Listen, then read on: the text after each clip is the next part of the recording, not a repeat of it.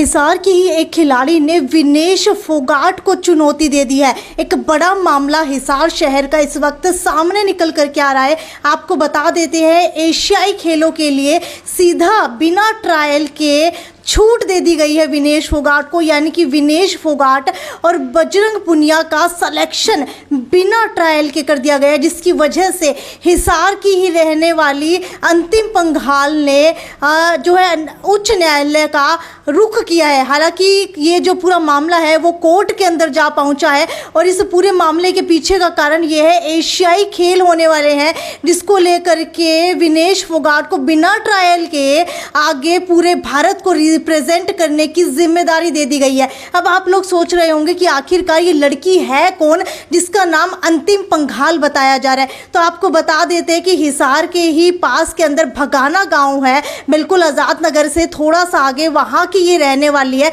और इस लड़की के नाम जो है इतने सारे खिताब है जो शायद आप लोगों को पता भी नहीं होंगे। आपको बता देते हैं, जिस खिलाड़ी की, जिस पहलवान की इस वक्त मैं बात कर रही हूँ जिसका नाम अंतिम है, ये भारत की पहली महिला एथलीट बन चुकी थी क्योंकि इसने गोल्ड मेडल हासिल किया था। और वहीं बात की जाए 53 किलो वर्ग भार वर्ग की, तो उसके अंदर जो है बिना ट्रायल के विनेश फोगाट को भेजा जा रहा है, जिसकी वजह से पूरे के पूरे कुश्ती पहलवानों के अंदर, जितने भी पहलवान हैं उनके अंदर रोष इस वक्त पैदा हो चुका है। उसी को लेकर के अंतिम पंघाल हर एक मीडिया वाले के सामने आ रही हैं और अपनी बात रख रही हैं। वहीं अगर बात की जाए इस पूरे के पूरे ट्रायल की, तो किस वजह से उनको छूट दी गई है, तो आपको बता देते हैं कि पैनल बनाया जाता है एक, और पैनल के अंदर विनेश फोगाट को बिना ट्रायल के भेजा जा रहा है। वहीं अंतिम पंघाल का कहना है कि अगर वो इतनी ही सही है, अगर वो इतनी ही काबिल है रिप्रेजेंट करने के, या फिर मैं नहीं हूं, तो हम दोनों का ट्रायल करवाया जाना चाहिए और उसके अंदर जो जीतेगा उसे ही आगे भेजा जाना चाहिए। अब बात आती है कि आखिरकार ये अंतिम पंघाल है कौन। तो आपको बता देते हैं कि गांव भगाना की ही रहने वाली है।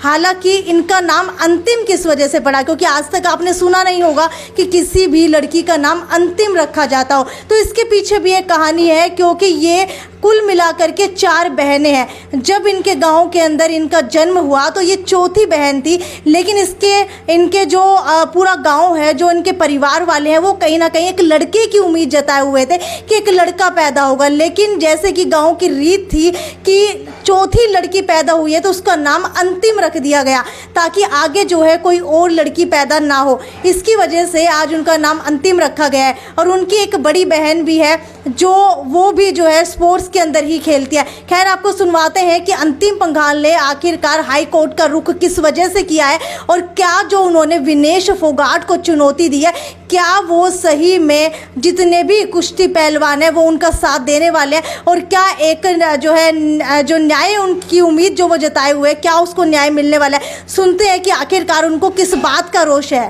जो ये 53 किलो में और 65 किलो में जो एशियन गेम्स की ट्रायल हो रही है, इनमें ट्रायल नहीं ले रहे हैं। 53 किलो में विनेश दी और 65 किलो में बजरंग भैया, इनको डायरेक्ट भेज रहे हैं, बोल रहे हैं ट्रायल नहीं होगी। ट्रायल बोल रहे ट्रायल तो ले लेंगे, लेकिन जो फर्स्ट आएगा वो नहीं जाएगा, विनेश दी और बजरंग भैया ही जाएंगे। क्या कारण, क्या मान रहे हैं आप उसके पीछे? आपको ट्रायल का मौका ही नहीं मिला? जब उन्होंने धरना दिया था तो तब सभी बोल रहे थे कि भाई ये ट्रायल के लिए कर रहे हैं, ट्रायल के लिए कर रहे हैं, भाई इन्हें ट्रायल में छूट मिल जाए, ट्रायल में छूट मिल जाए। 2 कोच सपोर्ट कर रहे हैं उनकी, 2 कोच का नाम और बता।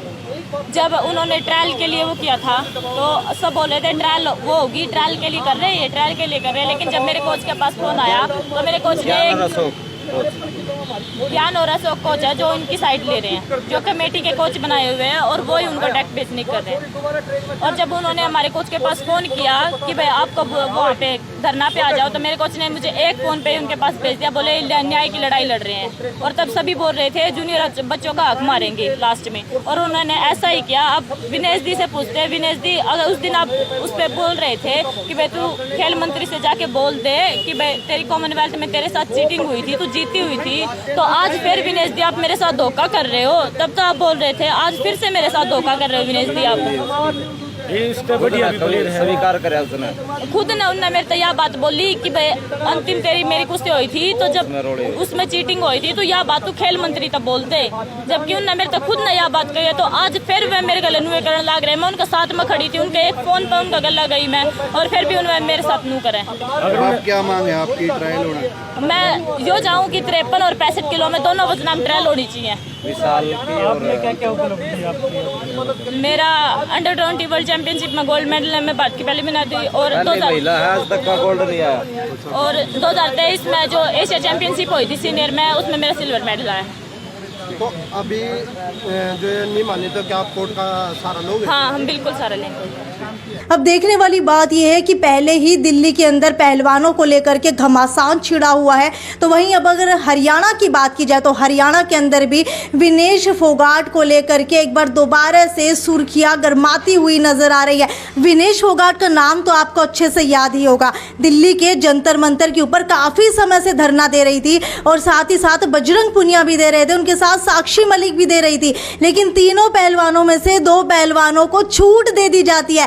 एक बड़ा सवाल इसके ऊपर भी उठ रहा है कि कहीं जो है बृजभूषण का नाम जो बीच में आया था, इस मुद्दे से भटकाने के लिए इन दोनों को छूट तो नहीं दे दी गई है। अब क्या होने वाला है? क्या विनेश फोगाट का कोई साथ देगा? क्या बजरंग पुनिया का कोई साथ देगा? या फिर अंतिम पंघाल के साथ जो है पूरा का पूरा कुश्ती समुदाय उनका साथ देने वाला है? वीडियो को ज़्यादा से ज़्यादा शेयर करते रहिए और आपकी क्या राय है कि वो भी नीचे कमेंट सेक्शन के अंदर लिख करके ज़रूर बताइए। यदि साक्षी सोनी की रिपोर्ट। नमस्कार।